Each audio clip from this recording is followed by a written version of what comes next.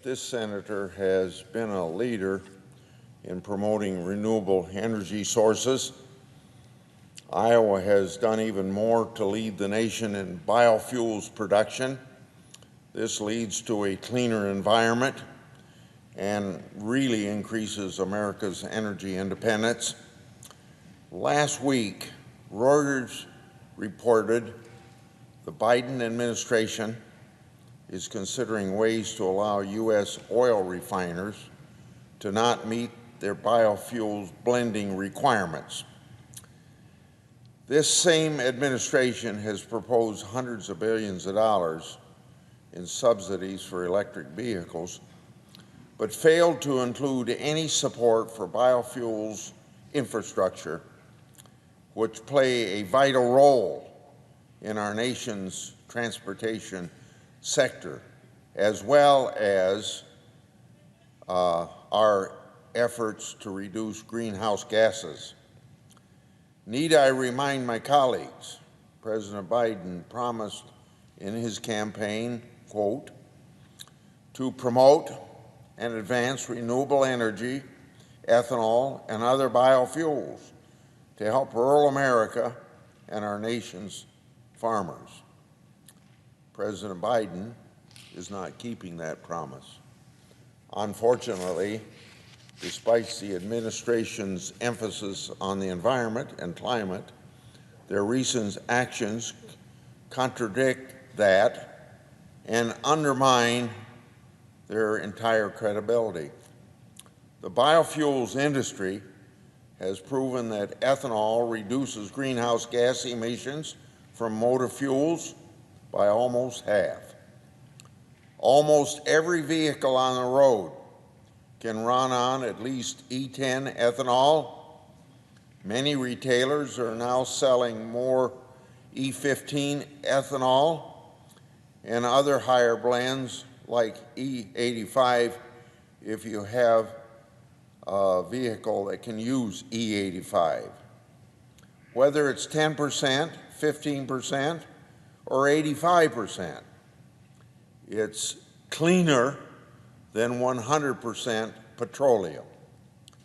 According to the Energy Information Administration, by 2050, 81% of new vehicle sales will still be gas-powered or flex fuel.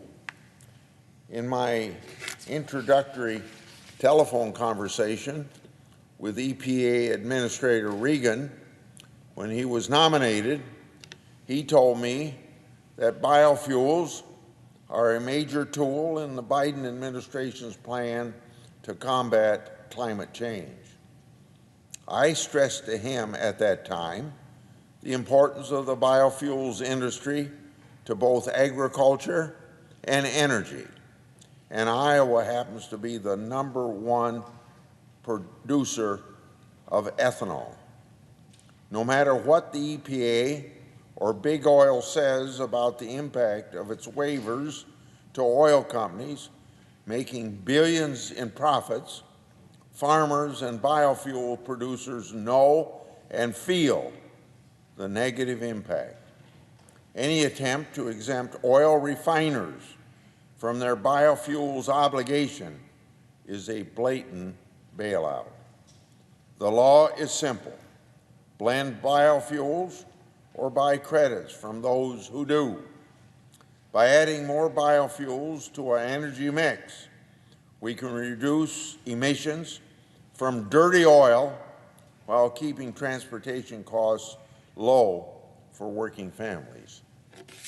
Unfortunately, despite the administration's emphasis upon environment, it seems like biofuels don't appear to be much of a priority, and well short of what nominee at that time, now EPA Director Regan, said that it would be. And now it looks like labor unions have been co-opted by Big Oil, and we're doing their bidding in the White House. President Biden is now faced with a decision. He can lower greenhouse gases with biofuels, or he can side with big oil to destroy biofuel demand by illegally tampering with the renewable fuel standard, just as we had problems with previous administrations, both Republican and Democrat, referring to the Obama and Trump administrations, did with the small refineries exemption. Whether it is labor unions or big oil, I won't tire in standing up for homegrown clean biofuels. I did that whether we had Democrat or Republican administrations. I will continue to advocate for Iowans and the biofuels because it strengthens U.S. energy independence, makes for a cleaner environment, and creates jobs in rural America. I encourage President Biden, EPA Administrator Regan, and my colleagues from across the aisle to keep it clean. Does President Biden want to be known as Big Oil Biden? I don't think he does.